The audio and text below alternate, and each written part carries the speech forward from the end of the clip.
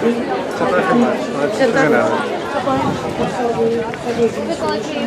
Fazer absolutamente nada. Nada, só ver se tinha Mas o que tu podias era tirar o meu telefone da carga e fazer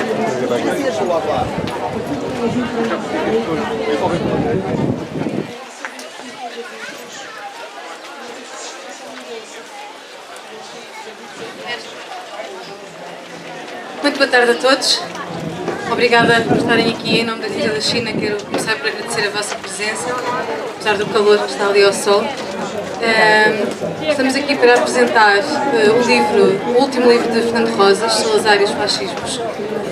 E connosco para falar sobre o livro tenho o Pedro Aires Oliveira. O Fernando Rosas é um dos mais prolíferos autores da Tita da China, com 8 livros publicados, desde o célebre Lisboa Revolucionária, logo em 2007, nos primórdios da editora. É, como todos sabemos, um dos maiores historiadores do Portugal contemporâneo. E o seu mais recente livro, Salazar e os Fascismos, oferece-nos um grande panorama da Europa fascista e defende a tese de que o salazarismo se enquadra no âmbito dos regimes fascistas. Pedro Aires Oliveira é historiador e professor, autor de vários livros, um dos quais Os Despojos da Aliança, também publicado na Tita da China, muito inicialmente. Agradeço a presença de ambos e vou já passar a palavra ao Pedro Oliveira.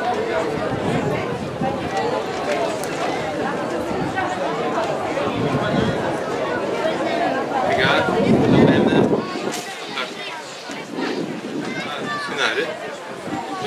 Ok, muito boa tarde a todos. É também um prazer, uma honra ser convidado para apresentar o livro do meu amigo, colega, mestre, Fernando Rosas. Agradecer também a vossa presença nesta tarde. Isto é sempre um papel um bocadinho ingrato, um antigo aluno, apresentar um livro de um antigo professor, ainda por cima de quem ainda é bastante próximo, trabalhamos no mesmo instituto e, portanto, isto, enfim, não direi que me cria alguns constrangimentos, mas, mas coloca-me alguns desafios, porque, enfim, no meu entendimento, uma apresentação de um livro, uma conversa, não é exatamente um seminário para estar aqui a discutir aspectos do livro que talvez interessem mais, se calhar, a uma comunidade de investigadores do que ao público que aflui a estas circunstâncias. Enfim, o Fernando Rosas é um autor subejamente conhecido, é uma presença regular, não só nas livrarias, mas também nos órgãos de comunicação, como comentador político, mas também como grande divulgador de história que ele reconhecidamente é. É difícil, de facto, eleger qual será a faceta do Fernando em que ele provou mais as suas qualidades. Para quem, enfim, talvez não conheça tão bem a obra dele, a trajetória de publicações do Fernando Rosas, eu diria que Fernando firmou os seus créditos como autor de grande reconhecimento sobre este período do Estado Novo, entre meados dos anos 80 e meados dos anos 90. Ele publicou 3 obras que correspondem, no fundo, à sua tese de mestrado, à sua tese de doutoramento e depois a um dos volumes da História de Portugal, coordenada pelo professor José Matoso, chamada singelamente O Estado Novo, 1926-1974, e os 2 livros que o precederam eram O Estado Novo nos anos 30, como é que funcionava a política económica do Estado Novo, e depois Portugal na Segunda Guerra Mundial, também fundamentalmente uma visão da política económica de guerra, entre outras coisas, do salazarismo. E esses livros, de facto, foram livros absolutamente fundamentais para a nossa visão de conjunto do Estado Novo. São livros incontornáveis. Infelizmente, os 2 primeiros livros foram editados por uma editora que tinha bastante prestígio nos anos 80 e 90, à estampa, mas que entretanto desapareceu. E eu espero que a Tita da China, outra editora, um dia destes, adquira os direitos e os relance como eles merecem ser relançados, na medida em que são livros ainda hoje muito, muito importantes, que não foram substituídos em relação aos temas que abrangem. Este livro, como foi referido na primeira apresentação pública da obra, é um pouco um livro de maturidade. Os historiadores gostam de pensar que são um bocadinho como o vinho do Porto. À medida que envelhecem, vão ficando melhores, mais qualidades. É talvez uma das poucas coisas que nos pode reconfortar com o avanço da idade, é mantermos... Claro que isto existe disciplina e existe trabalho. Quer dizer, uma pessoa melhora com a idade se mantiver em forma. E o Fernando faz por isso. É uma pessoa trabalhadora, como toda a gente sabe. É um livro que, de certa maneira, vem complementar, acho eu, uma outra obra relativamente recente do Fernando Rosas, Salazar e o Poder, editada em 2012, também pela Tinta da China.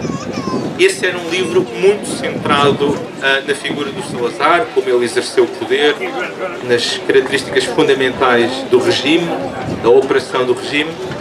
Este é um livro de um teor um pouco diferente. É um livro que eu acho que é um livro mais ambicioso, de certa maneira. É um exercício de história comparada. É um livro que procura inscrever o salazarismo na trama geral da história europeia e, em particular, nesta conjuntura dos anos 20 e dos anos 30. É uma obra de maturidade, que é uma obra que só é possível de ser escrita depois de algumas, eu diria, décadas de reflexão, de trabalho acumulado, de ruminação acerca daquilo que se escreve. Esse trabalho acumulado é um trabalho de investigação, é um trabalho de leituras das obras de outros colegas, de outros historiadores, e é também um trabalho de orientação de pesquisas, de mestrado e doutoramento. Portanto, o facto do Fernando Rosas acumulou muitos anos de sabedoria acerca deste período histórico, do fenómeno do fascismo, e também, como ele é uma pessoa viajada, ele também já esteve em muitos países onde o fascismo se manifestou de maneira mais espetacular, digamos assim. Portanto, ele conhece também outros monumentos, outras arquiteturas, outras cidades onde o fascismo também se exprimiu dessa maneira. E isso é também um fator de conhecimento para quem estuda um determinado fenómeno. É um livro didático, digamos assim. É um livro que permite a um leitor que não saiba ainda muito acerca deste tema entrar nele, situar-se. Portanto, é um livro que alia uma parte mais expositiva, uma parte mais descritiva, com uma parte mais de discussão conceptual, uma parte mais teórica. Não é um livro que eu acho que tenha a preocupação, porque se calhar era outro livro que se teria de escrever, não sei, não foi a opção que eu acho que o autor tomou.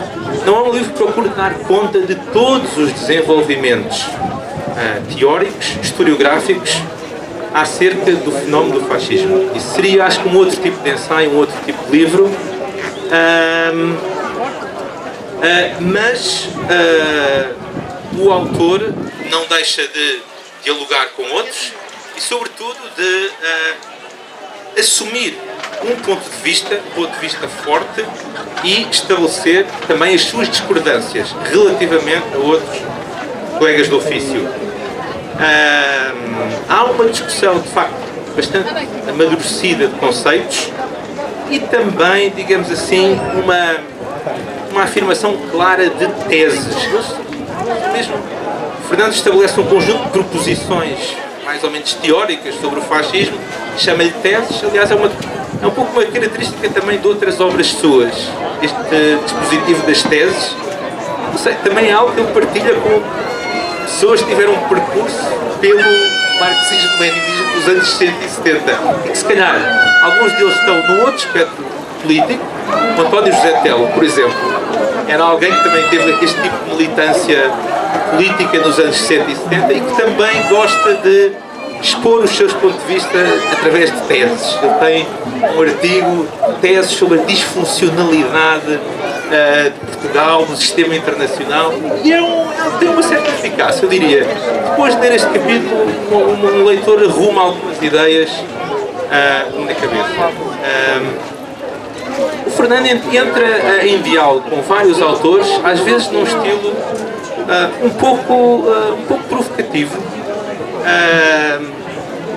e normalmente são os autores que ele associa ao paradigma da ciência política ou da politologia, como ele refere, às vezes com um sentido um bocadinho assim cáustico, e que, a seu ver, são análises um bocadinho, às vezes, estéreis, na medida em que estão muito vinculadas a grelhas tipológicas e, no fundo, procuram avançar caracterizações do fascismo a partir da vinculação ou não de um determinado regime em relação a certas características que constituem o tipo ideal do fascismo. E o Fernando tende a discordar muito dessa abordagem, a meu ver com alguma razão. E, portanto, ele faz, de alguma forma, neste livro, um apelo a um regresso a uma leitura mais histórica, com mais ancoragem materialista também daquilo que foi o fascismo. Que tipo de interesses materiais, económicos é que o fascismo serviu? Como é que ele foi uma resposta das classes capitalistas dominantes a uma crise sistémica que o capitalismo conheceu entre finais do século XIX e o período do pós-Primeira Guerra Mundial e depois dos anos 20 e 30. E, portanto, é uma demarcha, uma interpretação que vai resgatar uma série de autores que são porventura menos referidos, menos conhecidos, que são autores mais familiares a quem estuda também a história do movimento comunista internacional, do movimento socialista e dos seus doutrinadores, dos seus analistas, dos seus teóricos. Ele menciona figuras como a Clara Zetkin, o Otto Bauer e também este mais conhecido, o filósofo italiano Antonio Gramsci, que é uma referência de longa data do Fernando Rosas, com os seus conceitos de hegemonia, um autor sempre muito presente. Eu creio que há muitos anos que o Fernando Rosas procura fazer o argumento de que o fascismo é um fenómeno que define uma época de crise da democracia parlamentar, mas sobretudo de crise do capitalismo liberal. E, portanto, o fascismo é um fenómeno que tem de ser lido na média-longa duração, entre, as últimas 2-3 décadas do século XIX, sobretudo a última década do século XIX, e depois os anos 30 e pouco, meados dos anos 40. E as respostas a esta crise do fascismo tiveram características transversais. Nós encontramos o mesmo tipo de respostas em vários países, em vários regimes, independentemente depois das idiosincrasias nacionais, não é? Este livro eu creio que também procura superar alguns aspectos menos satisfatórios daquelas análises do fascismo muito estribadas na dicotomia. Uma coisa é o fascismo como movimento, outra coisa é o fascismo como regime. Mas o Fernando, de alguma maneira, procura fazer o ponto de que se nós nos antivermos demasiado a esta dicotomia, vamos ser tão excludentes de uma caracterização mais geral do fascismo que às tantas só a Alemanha Nacional Socialista é que parecia reunir as características completas de um certo tipo ideal de fascismo. E, portanto, o que o Fernando aqui de alguma forma pretende avançar é, sem perdermos de vista que pode existir algo como um mínimo fascista, um mínimo de características fundamentais do fascismo, nós temos de saber separar o essencial do acessório quando fazemos um balanço das experiências ditatoriais. Nem todas estas experiências ditatoriais do período entre as duas guerras preencherão aquelas características mais emblemáticas do fascismo italiano ou do nacional-socialismo alemão, mas será que aquilo que as afasta dessas ditaduras é assim tão relevante? Aquilo que as separava era mais relevante dos fatores que as aproximavam delas? é uma questão que está sempre a atravessar esta obra. Enfim, eu ainda assim creio que, por vezes, um aspecto que me deixou talvez menos convencido no elenco destas características que são um bocadinho incontornáveis na definição de uma situação do regime fascista, é, por exemplo, a característica do imperialismo. O Fernando Rosas fala do efeito boomerang que a experiência imperial e colonial europeia teve nas sociedades europeias, teve nas sociedades depois metropolitanas. Mas eu aí, enfim, não estou tão seguro de que... Quer dizer, eu creio que falta uma maior demonstração deste tipo de proposição para nós ficarmos convencidos, porque se nós formos a examinar as figuras fundadoras dos movimentos fascistas e dos regimes que se lhes seguiram em muitas situações, eu creio que não encontraremos assim muitas figuras ligadas ao colonialismo europeu, não é? E creio que uma autora como a Hannah Arendt, quando faz esta associação entre imperialismo e fascismo, ela estar-se-á a referir a outro tipo de experiências imperialistas mais europeias e não tanto ultramarinas. Mas poderemos guardar isso para outra conversa ou para mais daqui a pouco. Este livro do Fernando Rosas menciona um autor, mas depois não menciona uma obra desse autor que eu creio que é um dos livros mais sugestivos que eu li ultimamente acerca do fascismo.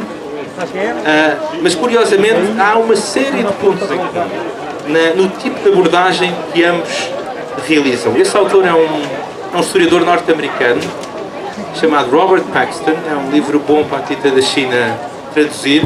Nem é um livro muito extenso. E é um livro chamado A Anatomia do Fascismo. Foi um livro já publicado em 2004, perdão. E o Robert Paxton vem, entre outras coisas, chamar a atenção para nunca perdermos de vista o fascismo enquanto prática. Como era o fascismo em ação?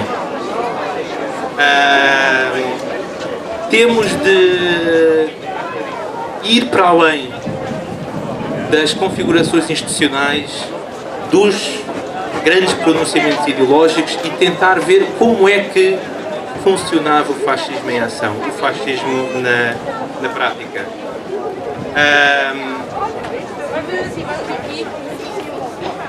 Como é que estes regimes se entrusaram com a sociedade? Como é que os indivíduos os viveram e, eventualmente, até como é que os indivíduos puderam utilizar em proveito próprio certos instrumentos repressivos do fascismo, se calhar, por exemplo, para ajustar contas com colegas, com vizinhos, com pessoas que não gostavam. Estamos a falar aqui já num plano mais de vida social, de vida cotidiana. Eu creio que a renovação que nós poderemos ter nos estudos do fascismo, os avanços que nos próximos anos poderemos vir a ter acerca da história do fascismo, essa renovação poderá passar por esses estudos de história social do fascismo. Alguns deles já existem. Por exemplo, bem antigo do Fernando e um colega nosso, o Daniel Melo, é uma pessoa que tem feito estudos muito interessantes sobre as instituições da cultura popular do salazarismo nos anos 30, 40, 50, as casas do povo. Como é que essas instituições funcionavam? Como é que era o envolvimento das pessoas com ela? E portanto nós temos uma perspectiva acerca do fascismo, do salazarismo. Se calhar a perspectiva mais dominante é uma perspectiva mais de cima para baixo, mas agora eu creio que haverá uma maior apetência no futuro dos historiadores também por indagar estas interações entre os indivíduos, a sociedade e as instâncias mais políticas. Há bocado estávamos a falar de um livro que de alguma forma procura fazer este argumento, está de novo em questão, um livro publicado há uns anos atrás, com um conjunto de ensaios que procuram lançar esse tipo de perspectivas, de pontos de vista. E uma das coisas, por exemplo, que os autores dessa introdução ao livro faziam, uma das coisas que eles diziam era que também temos que diversificar um pouco as nossas fontes acerca do salazarismo, da sociedade salazarista, não é? Ir para além do arquivo Oliveira Salazar, ir para além do ponto de vista do ditador. Certamente esse arquivo é insubstituível, é incontornável, muitas coisas chegavam ao conhecimento do Salazar, mas se calhar ficamos com um olhar um bocadinho viciado se nos atemos apenas a essa perspectiva. Outro aspecto que, e com isto já me começa a encaminhar, aproximar do fim, outro aspecto que eu acho que deverá merecer alguma discussão no livro é o enfoque cronológico do livro. O livro está muito centrado nos anos 20 e 30, sobretudo, a época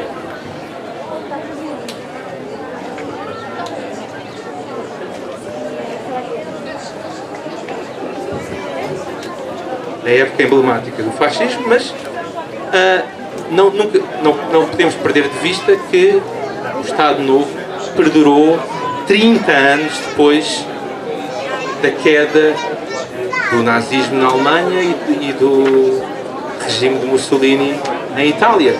Então, como é que nós podemos caracterizar o regime nesses quase 30 anos ainda que persistiram?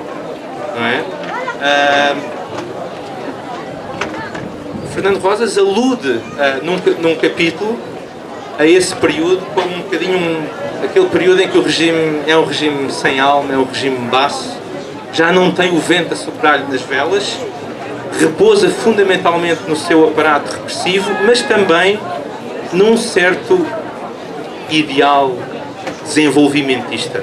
Era um bocadinho a combinação do Estado Novo nos anos 50 e 60. Tentar relegitimar-se de outra maneira, e aquelas instituições criadas na época áurea do fascismo, a Legião Portuguesa, a Mocidade, etc., eram organismos aparentemente destituídos de grande elan, de grande vida própria. E, portanto, a questão que fica é o que é que distinguia o fascismo nesse período de outras ditaduras, digamos assim, de tipo desenvolvimentista. Falamos ainda de fascismo nesse período, é um termo apropriado para fazermos sentido do salazarismo, não é? O livro também procura equacionar a questão de um possível retorno do fascismo. Uma questão que voltou de certa maneira a estar na ordem do dia. Estes paralelismos históricos são feitos frequentemente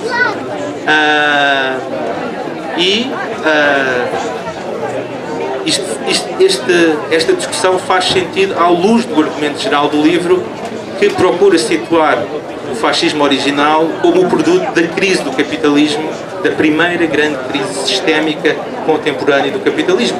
E não restam dúvidas que o sistema capitalista, desde a década de 70, vive uma crise com uma profundidade e com aspectos que pedem messas a esta crise, da qual saiu o fenómeno dos fascismos, a fazer fé na interpretação do Fernando Rosas.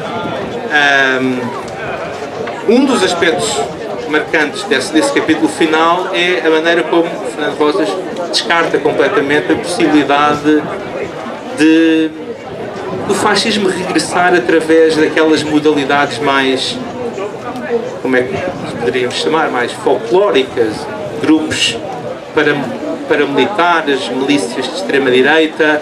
Ele não crê que elas possam constituir uma ameaça assim tão significativa, é quase um problema de ordem pública.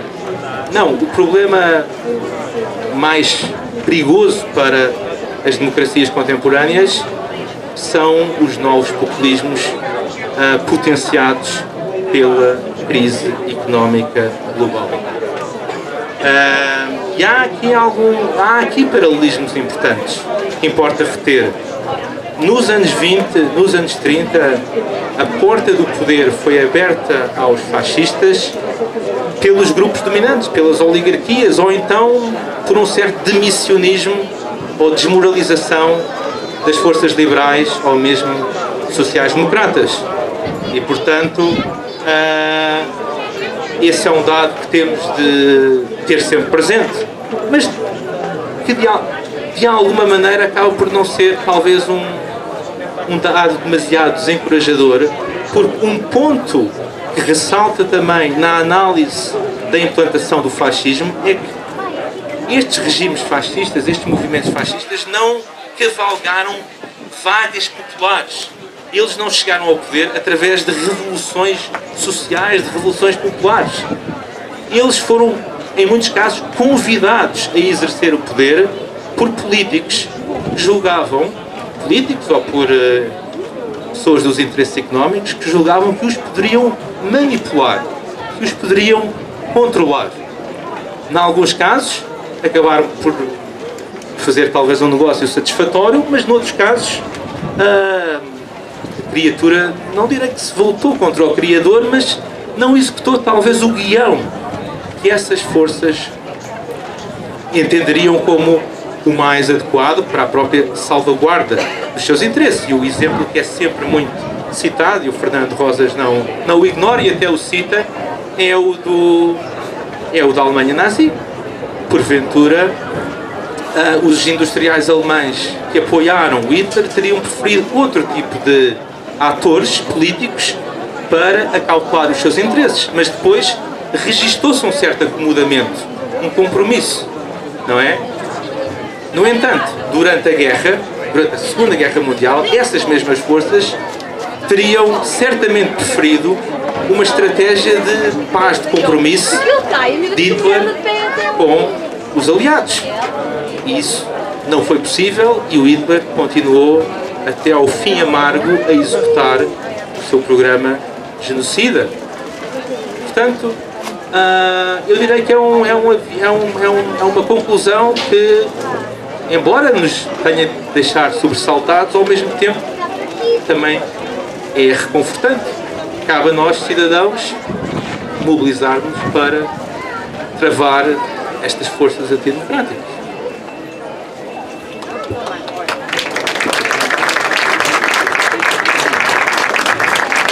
Muito obrigada, Pedro. Vou então passar a palavra ao Fernando Rosas para ver se ainda temos um tempinho no final para quem quiser colocar questões ou não.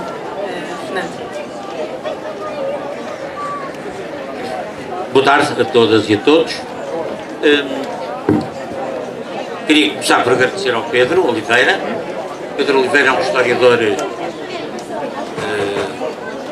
da Faculdade de Ciências Sociais e Humanas do SAM 9, é presidente do Instituto de História Contemporânea e é um historiador com uma obra muito significativa no estudo, também no estudo do Estado Novo, no estudo do sistema colonial, e agradeço-lhe a análise que faz ao livro que eu publiquei, as sugestões que dá e os pontos de discussão que eventualmente levanta. E exatamente a intervenção dele suscitou-me aqui uma reflexão que é esta.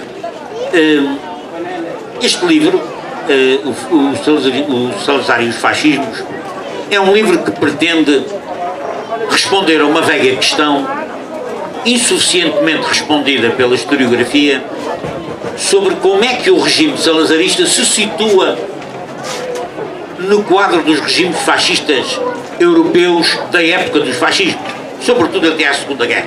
Depois da Segunda Guerra, o salazarismo o Pedro citou isso, é um fascismo decadente, não é? Onde começa a entrar também em contradição interna com focos desenvolvimentistas, com outro tipo de aspirações, e portanto é uma coisa um pouco diferente.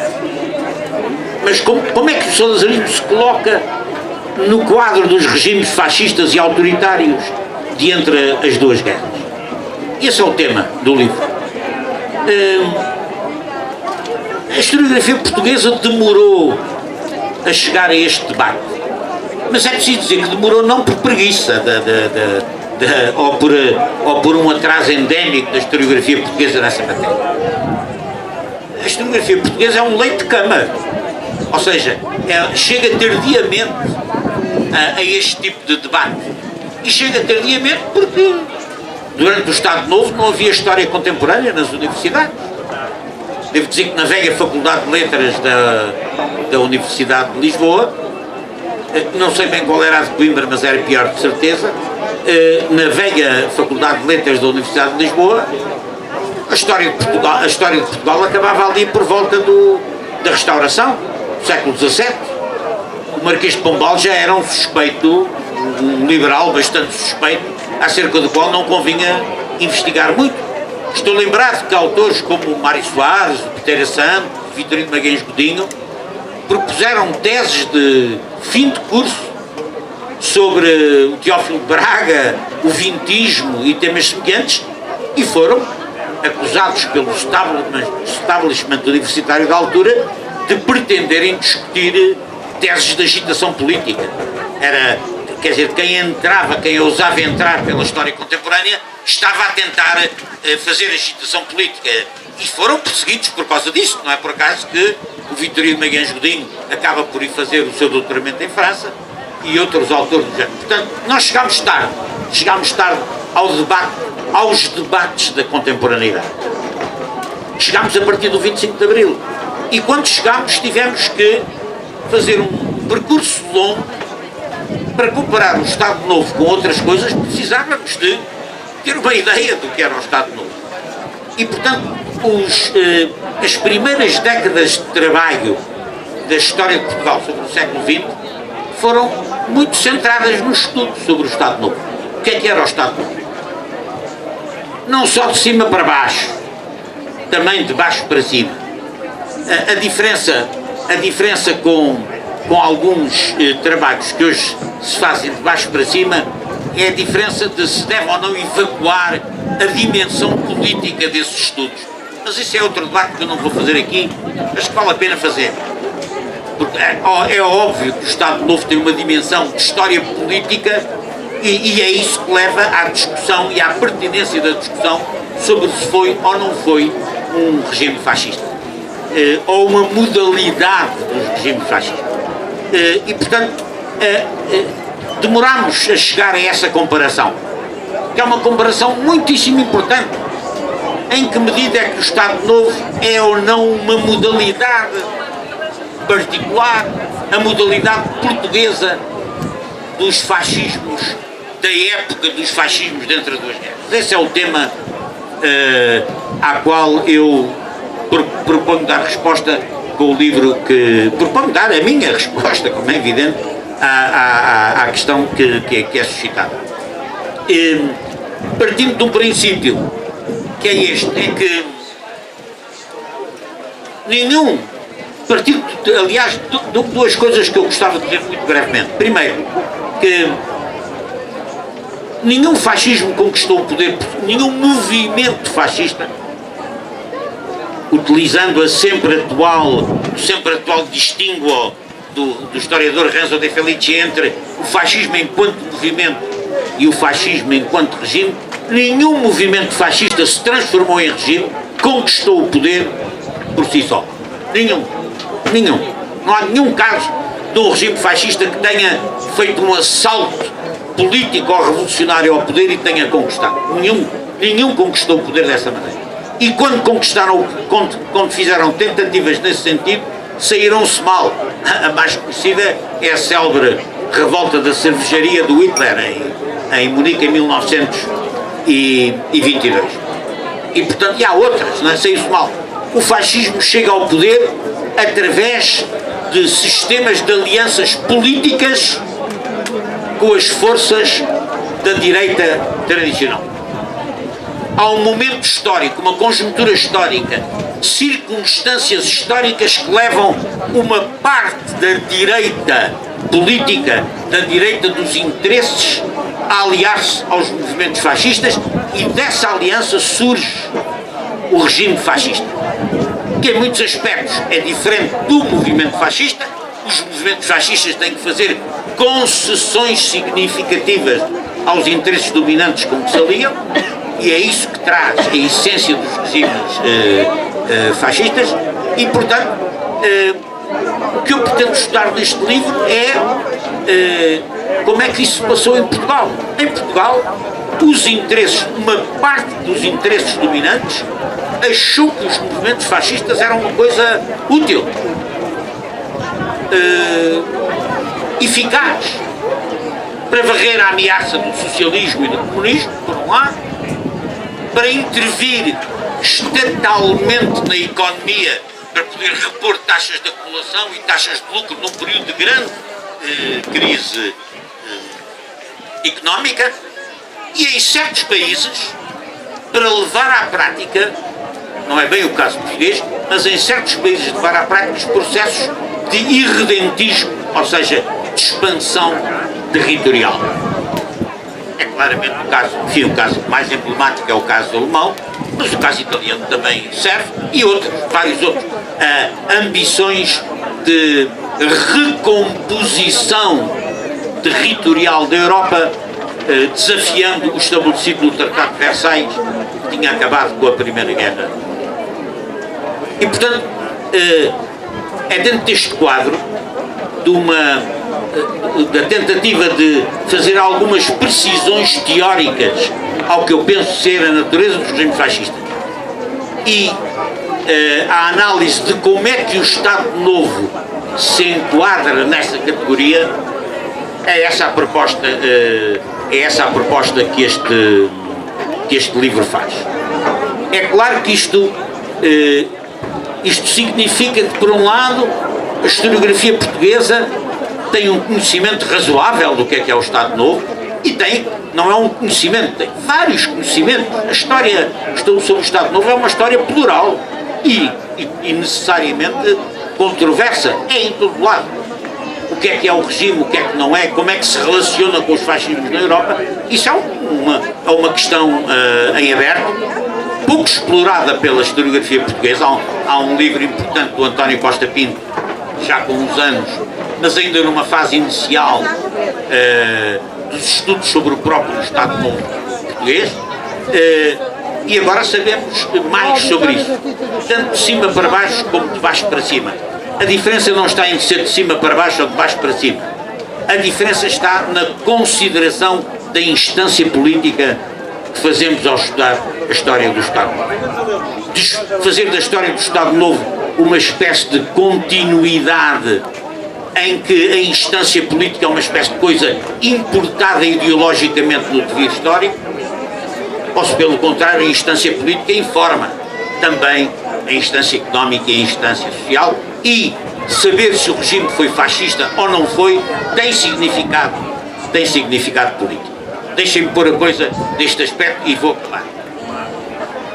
Para um trabalhador das indústrias corticeiras, por exemplo, ou das metalomecânicas, em Portugal nos anos 30, não era indiferente saber se havia liberdade sindical, saber se havia liberdade de expressão, saber se havia liberdade de organização.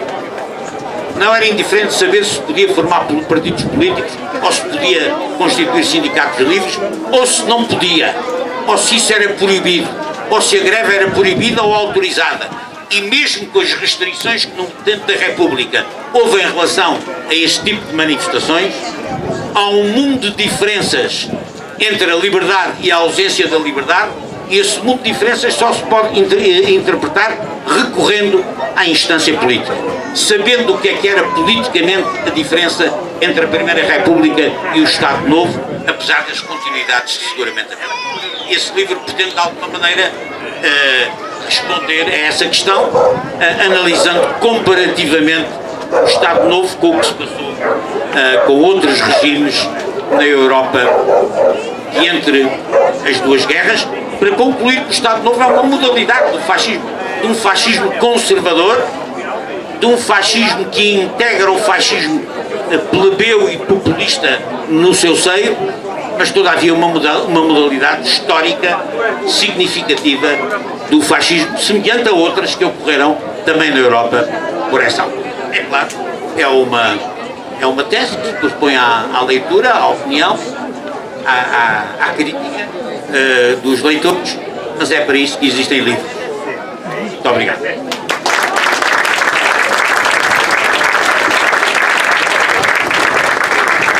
Obrigada, Fernando. Ainda temos alguns minutos para questões que queiram eventualmente colocar.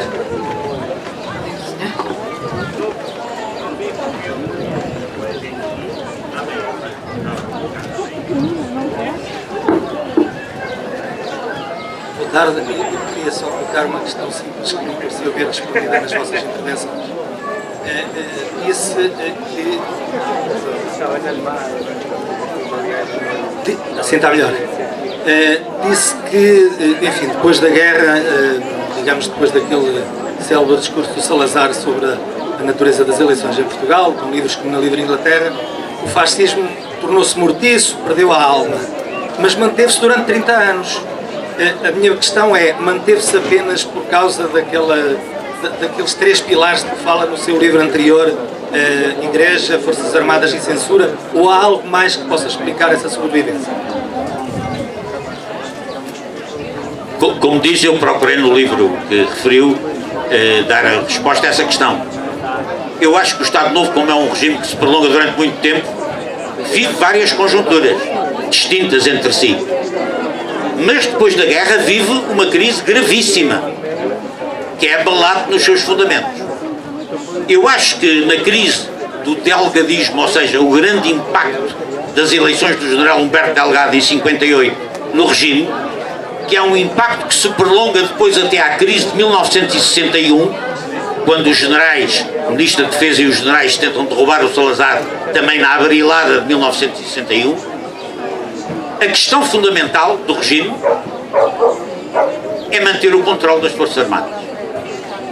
Ou seja, nas eleições do general Delgado, as Forças Armadas vieram para a rua defender o regime quando o povo tinha saído para a rua para reclamar outro regime. Ou seja, o regime perde apoio popular e aguenta-se exclusivamente porque as Forças Armadas se pronunciam a favor da continuidade do regime com um preço. E o preço é a cabeça do Ministro da Defesa, do Santos Costa. Ou seja, o regime ficava, o Santos Costa saía e, repare, o Salazar é obrigado a fazer isso.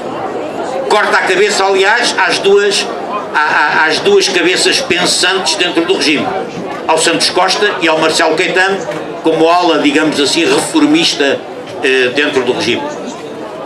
Quando se dá a abrilada de 61, a questão é interessante. O Adriano Moreira conta nas memórias dele que quando o Adriano Moreira é um dos homens que apoia o Salazar nessa crise, isso vale de ser promovido a ministro do Ultramar, nessa altura, e na primeira audiência que eles têm logo a seguir à tentativa de golpe palaciano, o Adriano Moreira conta que o Salazar, fazendo um gesto que era característico, que era puxar as calças para cima, e terá dito: isto agora teve por um triz. Isto teve por um triz, porque repare, do ponto de vista do que era a legitimidade política dentro do regime salazarista, a legitimidade última pertencia às Forças Armadas. Se as Forças Armadas não quisessem, o regime tinha que, ou o chefe do governo tinha que ir. Ora bem, as Forças Armadas não queriam. As Forças Armadas foram ter com ele, o Ministro da Defesa, o Ministro do Exército, o Subsecretário de Estado do Exército, na clique dos generais que comandavam as Forças Armadas, só havia 2 ou 3 que se mantiveram fiéis a Salazar. O Cousa da Riaga, Subsecretário de Estado da Força Aérea, e o Ministro da Marinha, o Quintanilha Mendonça Dias. Ora, o resto pronunciou-se contra o regime. O Salazar hesitou. O facto do Salazar ter demorado muito tempo a reagir ao ultimato significa que ele hesitou. Ele pensou: as Forças Armadas não querem, eu não tenho força para lhes responder. É de fora que ele recebe os apoios necessários para responder à hesitação dos comandos das Forças Armadas. Os comandos das Forças Armadas são inteiramente responsáveis por o Salazar ter continuado no poder em 61. Não vou agora alongar-me sobre isso, só para lhe dizer que nessas circunstâncias, 58, 61, em que o regime treme a sério, o regime vence porque mantém o controle dos comandos das Forças Armadas. Em 74 foi diferente, porque não eram os comandos, foram os oficiais intermédios. Os oficiais intermédios, no fundo, criaram um comando intermédio nas Forças Armadas que deixou a Brigada do Reumático sozinha a prestar juramento de lá ao Marcelo Caetano, enquanto eles fizeram o 25 de Abril. Mas aí já não foram os comandos. Com os comandos nunca se pôde contar para derrubar o regime. Não é? O regime agarrava-os bem. Foram os oficiais intermédios, os oficiais subalternos.